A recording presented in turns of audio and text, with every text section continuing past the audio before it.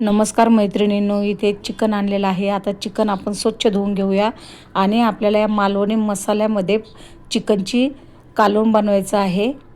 त्यासाठी इथं कांदा, टोमॅटो, खोबरं घेतलेलं आहे आणि चिकन स्वच्छ धुवून झालेलं आहे 2-3 पाण्याने. इथे अर्धा चमचा हळद टाकून देऊया, 1 चमचा मीठ टाकून देऊया आणि चांगलं मिक्स करून घेऊया, जेणेकरून सर्व चिकनला हळद मीठ लागेल. आता गॅसवर कढई ठेवलेली आहे, त्यात 1 चमचा तेल टाकून घेऊया आणि त्यामध्ये आपण आता चिकन टाकून देऊया.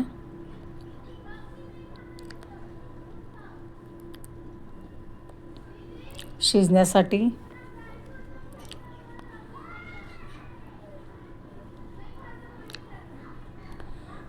आता हे पाणीला राहिलेलं आहे हळद मिठाचं, चिकनचं पाणी ते फेकून देऊया. चिकनचं पाणी आटलेलं आहे, त्यामध्ये आपण 1 ते 1.5 ग्लास पाणी टाकून दिलेलं आहे आणि लगेचच आपल्याला तयारी करायची आहे. इथं खोबरं आणि डाळ मी भाजून घेत आहे.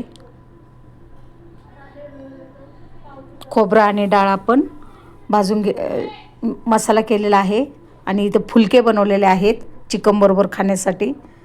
आता चिकन शिजून झालेलं आहे थोडासा, त्याच कढईत आपल्याला कालवण बनवायचं आहे.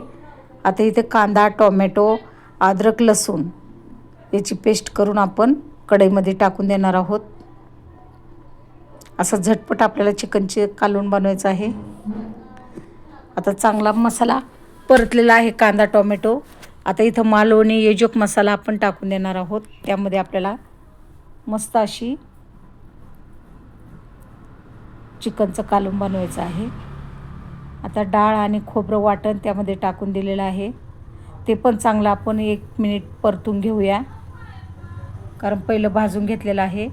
आणि इथे घरचा मसाला टाकून देऊया, धने पावडर टाकून देऊया.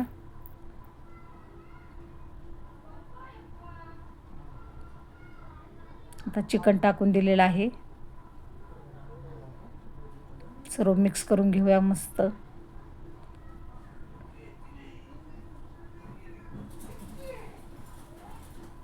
खूपच मस्त आहे येजोक मसाला.